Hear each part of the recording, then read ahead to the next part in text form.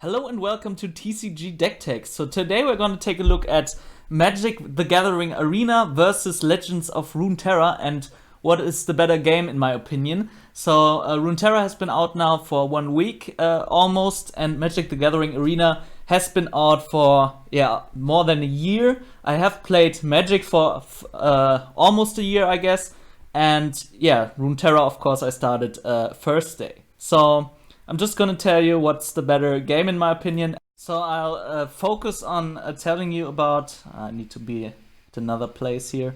I focus on telling you first about the gameplay, then about the way you progress in the game, especially how you get the cards and what it will cost you. Then I will talk briefly about game modes and technical aspects and also competitive play, but I'll mostly focus on gameplay and the progression of the stuff. The gameplay, we will first talk about the turn structure and how the mana has been spent or how mana works in general. Then we're going to talk about the combat system, spells and removals, what is the balance there on how you have creatures and how you have removal. We will talk about the Planeswalkers in Magic and the heroes in Legends of Runeterra. And we're gonna also talk a bit about the limitations that come from Magic being also played as a real physical card game. So first about the turn structure. In Magic you have a draw phase, you have a main phase 1, combat phase, main phase 2, and then the end phase. Forgot the main phase 2 there. But those are all clearly demarcated steps. You can play instant spells on any step, but you can also only play creatures and sorcery spells on the main phases. So in Runeterra, it's a bit more complex. It's like you have to change priority between the players whenever you have played a slow spell. So everything that's not a burst spell, you switch your priority over to your opponent, and they can react to it. Sometimes you will have 2 combat steps in one turn, which comes from the ability Rally. You get, even on your opponent's turn, you will get another way to attack, or another, you can attack.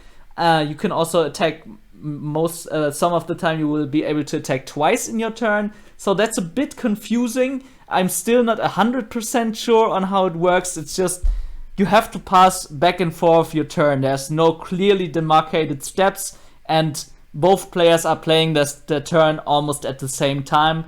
And you just pass back and forth your priority. And there will be one player that has the normal attack in each turn, but that player can also be attacked in that turn if your opponent has Rally. So the turn structure in Runeterra is a bit more complicated. It was hard to get into it, but once you get the hang of it, it's pretty okay. So it's not that bad of a deal. With mana and resources, it's the biggest difference between Magic and Runeterra, because in Magic, all cards, including your lands, which will give you mana, only untap during your turn, and you have to tap them to attack with them or to play them for mana when they are lands and stuff like that. So you always have to make the decision if you want to attack or if you want to block, because once you've tapped your creatures, they can't block anymore. And you also can make the decision on leaving mana open on your opponent's turn, in contrast to playing the mana on your turn. In Runeterra, every player draws 1 card per turn. In Magic, you only draw a card in your own turn, and the mana always gets reset between turns. So you don't have to worry about leaving mana open. You can carry over up to 3 mana for spells, only for spells. So if you leave up 3 mana, you will have 3 more mana next turn to play spells with. Other than that, you will not have to worry about leaving up mana. You have to worry more about wasting your mana, because you can't use it that much on your opponent's turn, but you can always attack and block with all your creatures. It doesn't matter, they don't tap or anything, and you also don't have lands to worry about that you have to tap or untap. Speaking about the color pie, which is what your mana will be spent for, in Magic you have 5 colors that have different playstyles that can be combined in any way you want. But if you have more colors in your deck, that means more mana difficulties. Most lands only give you mana of 1 type, some give you mana of 2 types.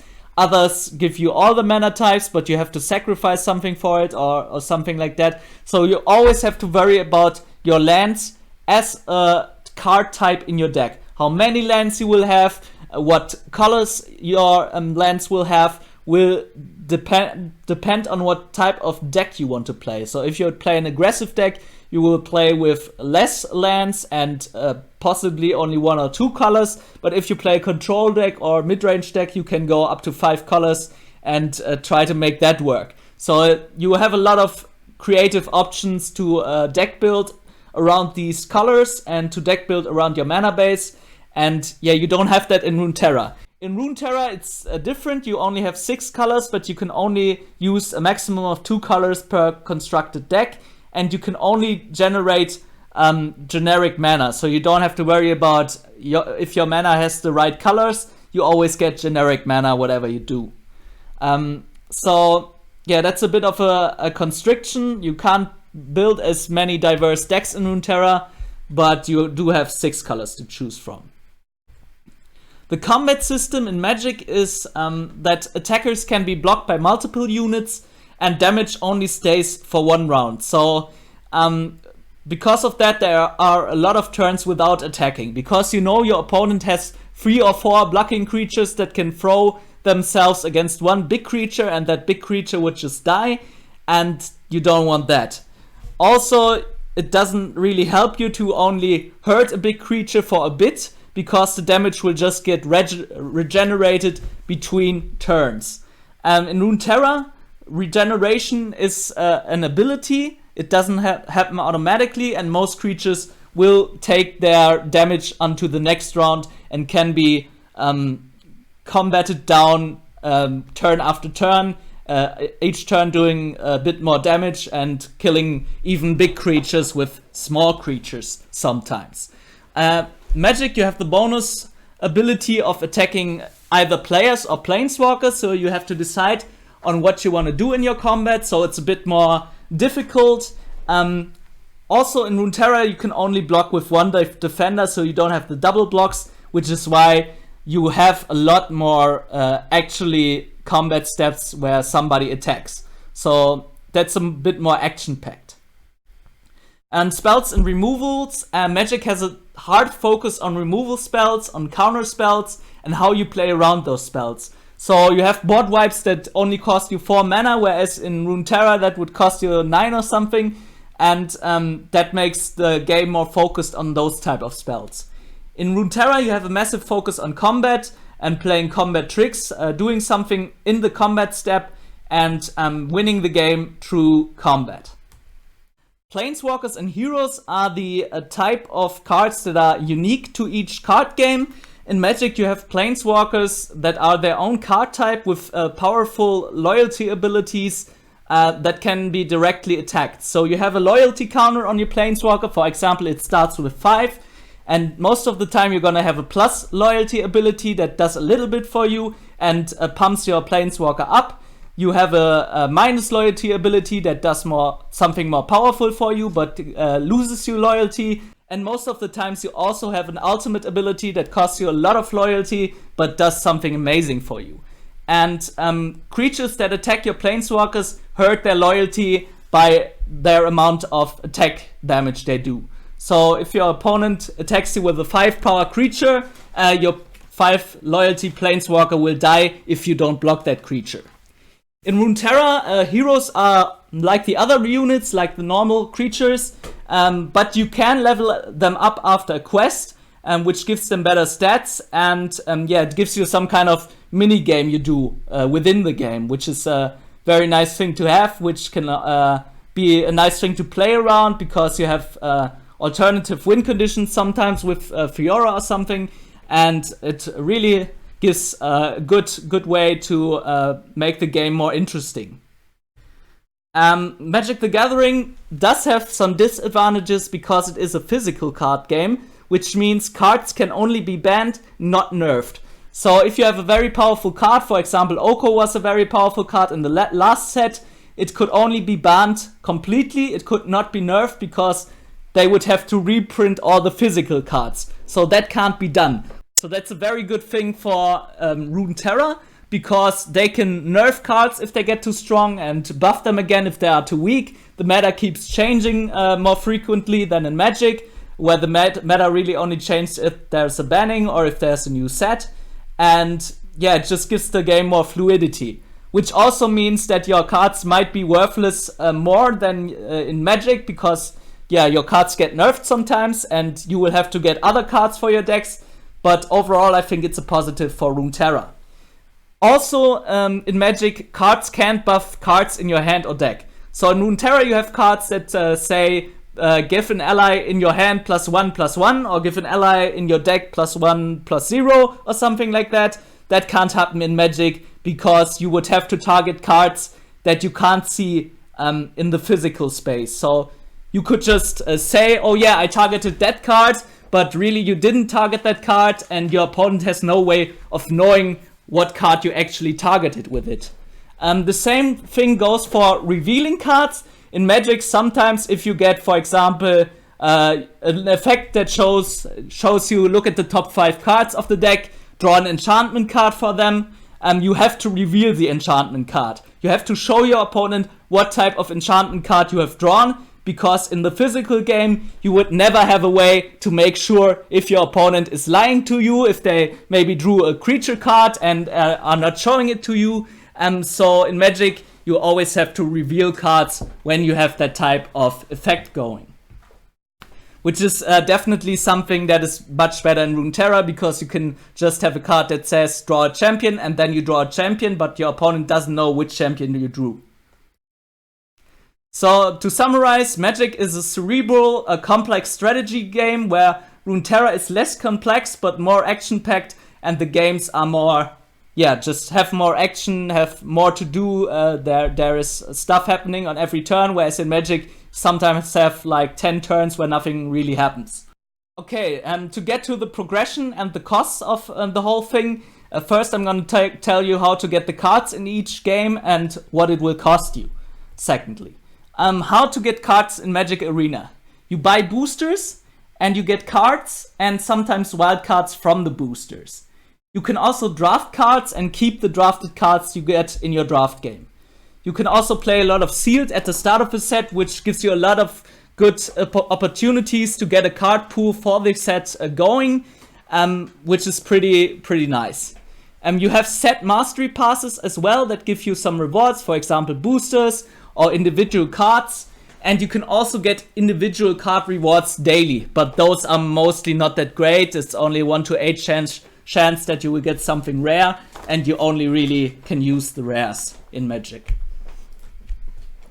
And in Runeterra, it is you buy the cards you want to have with either shards or wildcards, and you get cards and wildcards from chests or capsules.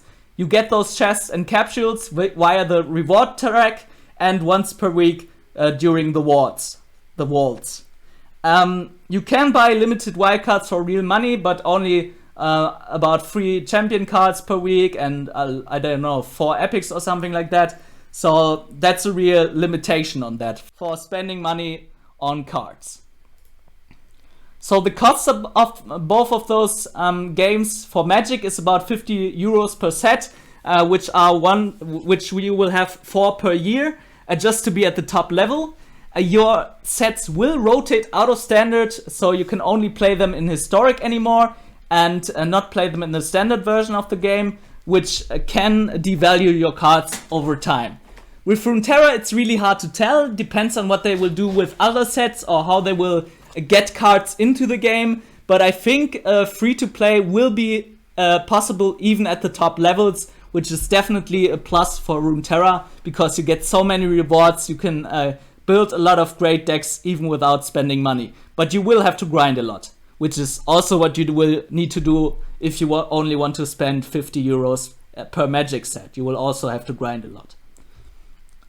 The game modes in these games, Magic has a definite advantage. It has standard, it has historic. You can play best of 1 or best of 3 with sideboarding, which gives you another tactical aspect to the game. You play draft, you play sealed, you play brawl, you play special events. You have a lot of things you can do in Magic the Gathering Arena.